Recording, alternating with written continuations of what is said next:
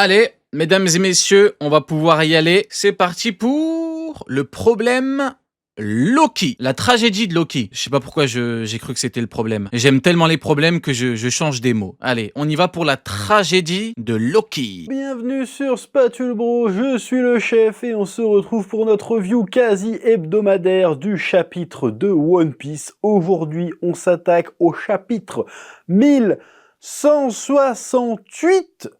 Et que dire? Et bien évidemment, on n'oublie pas que Harald est une belle merde. Que dire? Bon, tu sais que j'ai été un petit peu sceptique sur ce flashback. Je le suis encore, mais le chapitre est quand même sympathique, il faut bien le reconnaître. J'aime bien la tournure que ça prend cette histoire. Alors par contre, bon, je vais d'abord peut-être faire une espèce de remise en contexte du chapitre. Harald, après avoir vendu son cul au gouvernement mondial, est sur le point donc d'accéder au statut de chevalier divin, vu que Shanks le roux s'est barré. Là, ils ne le retrouvent pas, ils ne savent pas où il est. Bon, je trouve l'explication un peu fastoche. Incroyable, Shanks. Shanks, il est arrivé en mode infiltré pendant un an. En un an, il a tout pris, toutes les infos nécessaires à son plan ou ce dont il a, voilà, ce qu'il a envie de faire. Toutes les infos importantes, il s'est barré normal et il a libéré des esclaves. Vous voyez, la maladie mentale. C'est un peu bizarre parce que bon, c'est quand même censé être un des 4 empereurs. Peut-être qu'il l'était pas encore à l'époque. Le en GOAT. tout cas, c'est bizarre que tout d'un coup, on n'a plus de traces de lui. J'imagine que là, certains vont dire la théorie, oui, mais ça correspond à peu près à l'époque à laquelle il s'est fait gober son bras. Du coup, il a plus la marque. Du coup, on sait plus trop où il est. Peut-être. Donc, il en a profité pour, oh bah du coup, j'ai plus la marque. Je me casse. Je n'ai plus rien à voir avec les gens d'en haut. Pourquoi pas? Bon, ça explique pas pourquoi il a quand même eu besoin de rejoindre les Dragons Célestes à un moment donné, ni comment ça s'est passé, mais bon, il faut s'attendre à un énième flashback dans les années à venir, parce que là, avec cette histoire, dans 5 ans, on y est encore, je rappelle qu'il avait dit il y a 5 ans à peu près, c'est fini dans 5 ans ou 3 ans. One Piece finira dans 5 ans, c'était il y a 5 ans. Putain, la maladie mentale. Je sais plus. Voilà. J'espère quand même qu'il lui arrivera pas une Kentaro Miura et qu'il aura le temps de finir son manga quand même, on l'espère bien sûr. Mais c'est long cette histoire quand même. Bref. Et donc Harald... Attends, mais j'avoue, le flashback de Loki, qui a été carjacké, il a été flashjacké par Xebec depuis... Quoi, juin, je crois bien. Attends, ça fait 7 mois qu'on y est. Ça fait 7 mois qu'on est dans le flashback. Aïe, aïe, aïe, les mecs, on aura des petits-enfants avant la fin, et c'est une excellente chose. C'est très bien. Et sur le point d'accéder au rang de chevalier divin, et donc il devient un chevalier divin, et il compte utiliser ce statut pour faire rentrer Elbaf dans le gouvernement mondial, et d'ailleurs on voit que globalement le fait de s'être allié au gouvernement mondial, en dépit des raisons que je ne trouve pas super logiques, ces efforts commencent à porter leurs fruits, c'est-à-dire qu'il y a des géants dans la marine qui commencent à se faire bien voir par les gens, les humains normaux. Franchement, t'étais pas obligé de donner ton cul à Imu. Enfin, je vais surveiller mon langage, il est tôt. T'es pas obligé de faire l'exhibitionniste notoire à Marineford pour que les gens du monde voient les géants comme des gens, ça va, tu peux aider les peuples. Je sais pas, je donne une simple idée. Tu fais des groupes de géants et tu les mets en sécurité pour des pays. Pour des peuples, Tu dis, regardez, on va vous aider. Voilà. Tu les aides à labourer leurs champs, je sais pas, va couper du bois. T'es pas obligé de baisser ton froc devant Imu pour que les gens se disent, ah, c'est bien, les géants, en fait, c'est pas tous des merdes. Et au final, il s'est fait avoir comme un con. Quel gâchis. Elbaf, ça devient prospère parce que ça fait des échanges. Le gars, il prévoit, et bientôt, on fera des visites touristiques et tout. Voilà. Donc, il commence à son entreprise de modernisation d'Elbaf, de pacification d'Elbaf et d'ouverture sur le monde, est en train de fonctionner. Bon, malgré quelques échecs. Rio, je viens d'acheter une botte de poireaux en t'écoutant. Tu sais où tu peux te la mettre, ta botte de poireaux? Dans le frigo, frérot. Tu la gardes au frais. Quand même de sa part, même si c'est pas forcément de sa part. D'ailleurs, j'espère que tu vas bien, sois le bienvenu ici. Je suis ton ami, bien évidemment. Et voilà, Ida, sa première épouse, non officielle, décède des suites d'un empoisonnement. Alors par contre, ça dure longtemps comment elle crève, parce que il se passe combien de temps exactement? T'as l'impression qu'il se passe genre 1 an ou 2? C'est vrai, effectivement. Effectivement, effectivement. Après, c'est peut-être parce qu'Oda s'est dit, c'est déjà bien de faire une moitié de chapitre sur Ida. Faire plus, ça aurait été compliqué. Entre le moment où Loki a pété les mecs qui ont empoisonné sa daronne et le moment où Harald revient La glissade maîtrisée. Digne de Candeloro, hein? pour dire hey, c'est bon, on y est presque arrivé, et puis elle meurt. On sait pas trop combien de temps il s'est passé. Bon, n'empêche que j'ai souvent, ces dernières années, critiqué le découpage d'Oda. Le gars, des fois, quand il veut, il peut encore nous faire de la masterclass. Le moment du décès de Ida, et bah franchement... Putain, avec Loki qui baisse la tête. Non, c'est chaud. Là, la scène, elle est muette, elle est cool, elle est belle, elle est et belle. elle fonctionne grave. On comprend ce qui se passe, Elle est on comprend belle. ce qui se passe, ce qui passe dans la tête des personnages au moment où... Rio, tu parles comme un chevalier divin. Non, si je parlais comme un chevalier divin, je dirais ne t'adresse pas à moi sur ce ton. Gueux. Voilà. Là, c'était du RP chevalier divin. Moi, je ne suis pas un chevalier divin. Loin de moi l'idée de... Voilà. C'est lisible, c'est fluide, c'est impactant, ça fonctionne. Voilà, pourquoi le manga, il est pas tout le temps comme ça? Pourquoi les 3/4 du temps, on est obligé de déchiffrer comme ça? Là, mais attends, mais il se passe quoi? Je comprends pas l'action. Voilà, on n'est pas sur... Normalement, quand tu lis une page plusieurs fois, c'est parce que tu la trouves stylée. Pas parce que t'as pas Le nombre de fois que j'ai relu les pages avec Zebek, formidable. compris la première Putain, mais barbe blanche avec Zebek, quoi. Ah, le moment, il était... lecture. Là, on a compris à la première lecture et on l'a re-regardée parce qu'elle était magnifique, parce qu'elle était belle, la page. Ouais. Voilà. Donc pourquoi pas plus de pages comme ça, Oda? Je pose la question. Oui, je suis jamais content, Et alors? Oui. Bon, je ferai un aparté ensuite sur le personnage de Loki. Donc le Harald, il a 2 doigts de réaliser son rêve, entre guillemets. Il rencontre Im-sama. Et il ou elle lui dit, on va dire il lui dit ouais, ok, alors tu vas retourner chez toi maintenant que t'es chevalier divin, hein, tu vas mettre une marque des abysses Tu vas faire une armée sur ton île, comme ça va nous permettre de rester en contact, de montrer que t'es lié à nous. Bon, tu sens que c'est une douille cette histoire, hein, ça va juste le permettre de se téléporter sur place, ou peut-être que c'est un lien aussi avec le Domi Reversi, qui n'est pas déconnant d'imaginer ça.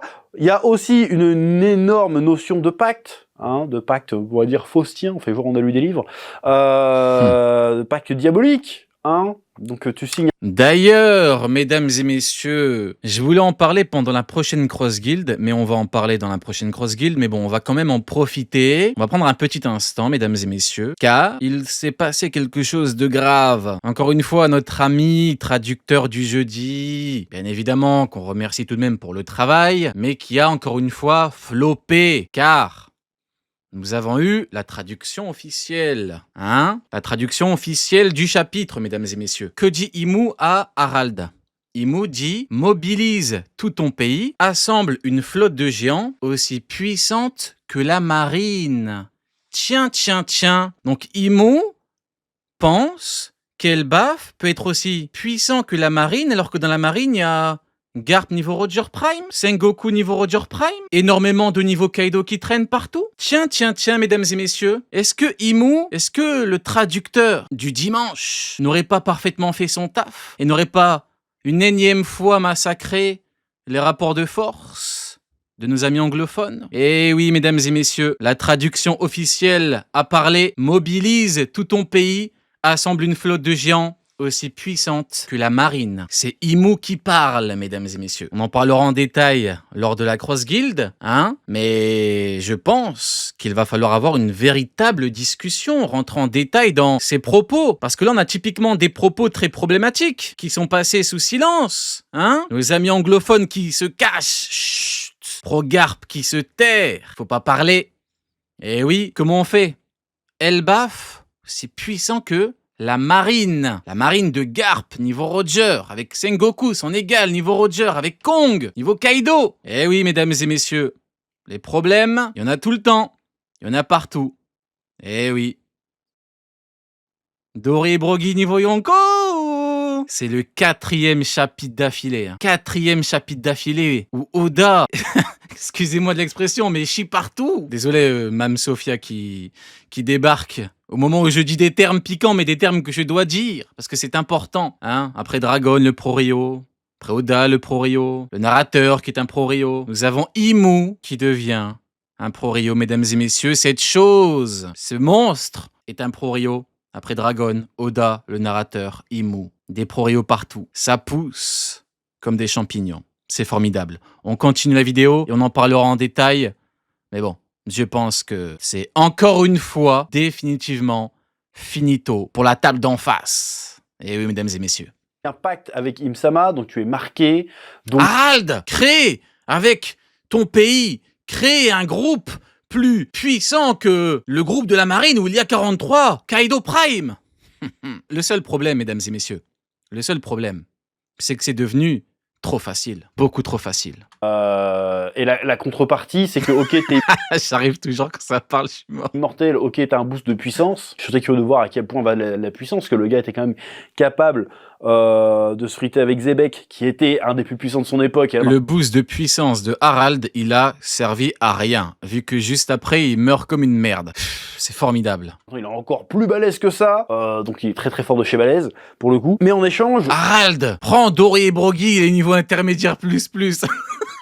tu perds un peu Et crée un groupe aussi puissant que la marine. ta volonté propre. En tout cas, tu as La marine qui vaut 8000 équipages Yonko. Allez, fais-le, Harald. Je compte sur toi. d'avoir encore le choix. Sauf qu'il s'est retrouvé bloqué, le Harald. Hein, c'est ce qu'il a souvent Les mecs, blague à part, Colon, vous pensez qu'il a quel niveau? Colon, là, Coron. Il a quel niveau? dans les histoires où il y a des pactes de... Attends, mais maintenant que j'y pense, il y a... Jarl, il a quel niveau? Putain, le guerrier légendaire, il a quel niveau? Je pense qu'il est niveau Barbe Blanche Prime, les mecs, hein. Jarl, tu le mets à God Valley, il tue tout le monde, hein. diabolique. Pacte faustien, c'est que tu crois que tu obtiens ce que tu veux, mais tu ne penses pas à la contrepartie. Ouais, mais le problème, c'est qu'il s'est surtout fait douiller. La contrepartie, il a mal négocié son truc de base. Et je crois même pas qu'Imu lui ait fait une promesse. C'est ça le problème. Lui, il pensait que sa contrepartie, c'était vas-y, je me donne corps et âme, je suis Ouais, il est l'esclave. bête, il est Je bête. prends les péchés de mon peuple sur moi, vas-y, faites de moi ce que vous voulez, mais mon peuple, vous le laissez tranquille. Sauf que Imu, là, elle a pas entendu ça comme ça. Elle a dit, ah bah non, tu peux pas porter le poids de... Jarl s'est pas fait Jufara par Big Mom 8 ans. Bah en fait, le pote, le géant légendaire qui s'est fait péter par Big Mom qui avait 8 ans, c'est parce qu'en fait, Big Mom 8 ans, elle est niveau Redure Plus. Bah, forcément, vu que Imu dit que Elbaf peut atteindre le niveau de la marine où il y a 48 000 Kaido Prime, évidemment. Le seul problème, c'est que c'est devenu beaucoup trop facile. Mon peuple tout seul, non, tout le monde doit payer. Bah non, du coup, tu vas faire une armée et ta gueule. Voilà, ce que tu veux, toi, en fait, je t'ai fait croire que j'allais te donner ce que tu veux, mais en fait, ce qui compte... Imu a promis à Harald que son pays allait être tranquille ou pas? Est-ce qu'on a vu Imu lui faire la promesse? En vrai, maintenant que j'y pense, qui a compté depuis le début, c'est ce que on moi l'a vu, on l'a entendu. je veux. Et maintenant que tu as signé le pacte, t'es Le chat, il y a quoi au programme ce soir? Ce soir, il y a rien, frérot, il y a pas de programme. Il y a rien. Imu a dit que Elbaf peut être aussi puissant que la marine. La marine peut pas être égale à 4 équipages Yonko, c'est terminé, frérot. Il y a rien au programme ce soir, putain, il y a rien. Imu est un pro-réo, tu me demandes un programme, putain. peut pas retourner en arrière. Donc il s'est fait niquer. Et pourquoi? Il s'est fait fumer, exactement. Donc on sait pourquoi Imsama disait si Harald n'avait pas fait cette erreur, n'avait pas tout gâché, je sais plus c'est quoi exactement la formulation exacte, et ben on aurait déjà une armée de géants sous nos ordres. Du coup je trouve ça intéressant. Je vais être un peu casse-couille. Ah. Est-ce que pour ça il y avait forcément besoin de nous raconter God Valley? En vrai pas forcément. Pour moi, God Valley, il y a eu beaucoup de régalades. Beaucoup de régalades. Après, t'avais le truc avec les Devi, t'as eu Imu qui était confronté à tous les pirates. Bon, même si tout le monde voit Imu comme une espèce de chose visqueuse qu'on tape pour rien. Il y avait un intérêt à God Valley, mais pour moi, l'intérêt premier, au-delà des révélations, c'est le Peak Fiction. Il faut pas oublier qu'on est sur un manga, que c'est du divertissement, qu'on est là pour se régaler. Et ce flashback n'aurait pas eu cette saveur, mesdames et messieurs, cette saveur, sans God Valley. God Valley, quand on pense à God Valley, on pense à quoi? Tout ce qu'on a eu, l'incroyable clash des deux niveaux Yonko plus, RDP, Rodure, vas-y arrête de faire le con, j'arrête de faire le con, vas-y c'est bon, j'arrête de faire le con. C'était rien que Barbe Blanche à côté de Xebec qui dit « Je suis avec toi jusqu'au bout mon frère », c'est une dinguerie. Rien que pour ça, merci Oda pour God Valley. Là on va dire « Oh mais chef, oui mais en vrai, le rapport ». Tu nous racontes pas God Valley, le parcours d'Harald, c'est le même. Bah oui, vu qu'Harald t'es pas à God Valley, oui. Après, voilà pourquoi pour moi, c'était pas un flashback 100% Elbaf. Hein. Il a été flashjacké, carjacké par Xebec, et c'est une très bonne chose. De toute façon, c'était le moment, c'était maintenant ou jamais, on n'aurait pas eu God Valley après. Aucun intérêt. C'est bizarre d'avoir raconté God Valley là. Mais ça aura peut-être son sens plus tard, hein. Je dis juste que là, à l'instant... Bien évidemment, on a eu... Bah vas-y, j'arrête de faire le con, j'allais parler de des 3 Yonko Prime qui étaient tétanisés, terrifiés. Mais vas-y. Je me dis, mais Regardons la vidéo, allez. pourquoi tu nous emmerdes avec... On s'est mangé 6 mois de God Valley, pourquoi? On s'est régalé. C'était la grande régalade. En fait, peut-être pas 6 mois de God Valley, mais de Xebec. Tu te dis, c'est quoi le rapport? En vrai, ça donne pas du crédit, mais Imu, vu que Imu agraille la technique combinée de tout le monde, tu te dis là, Imu, a priori, c'est limite imprenable. Hein. C'est compliqué. Hein. Ça donne à Imu une aura particulière. Déjà, rien que ça. Après, t'as bien évidemment Davy Jones, le roi du monde. Ça, c'est l'une des nombreuses révélations qu'on a eues à God Valley. Est-ce que ça aurait eu la même saveur si c'était Harald qui en avait parlé à Elbaf? Rien à foutre. Harald, ce sale collabo de merde qui dit ouais, Davy Jones, ce roi du... Mais ferme ta gueule, Harald, on en a rien à foutre. On en a rien à foutre de ta vie et ton pays de merde. Le seul truc qui nous intéresse dans ton pays de con, c'est Loki. C'est tout. Le reste, on en a rien à foutre, Harald. On t'emmerde tous. Entre les deux, en fait. Il y a un rapport. Je dis pas que c'est pas corrélé, mais je dis qu'on aurait pu juste faire mettre ça de côté et se concentrer sur Harald. Tu vois ce que je veux dire? Je vois pas pourquoi il fallait à ce point s'attarder là-dessus. Surtout que en fait, c'était juste pour amorcer d'autres trucs, c'est-à-dire... C'est Goku qui donne un Senzu à Cell pour qu'il continue. Tu vois, c'est le Peak Fiction, quoi. On aime le Peak Fiction, on aime les problèmes. Alors oui, certes, on n'a pas eu beaucoup de combats. Certes. Mais, et pourtant je suis quelqu'un qui aime énormément les combats, hein, vous le savez très bien. Ce que j'ai eu à God Valley, je m'en contente bien parce que c'est l'ambiance. Oui, l'ambiance, God Valley. Comment te récupérer, God Valley? Comment te récupérer? Comment? Ah oui, les mecs. Mais tout de suite, le lien avec Harald, il est ténu, en fait. Il est pas... Rien que Xebec qui dit « On est face au monde ». Non, c'est trop grave.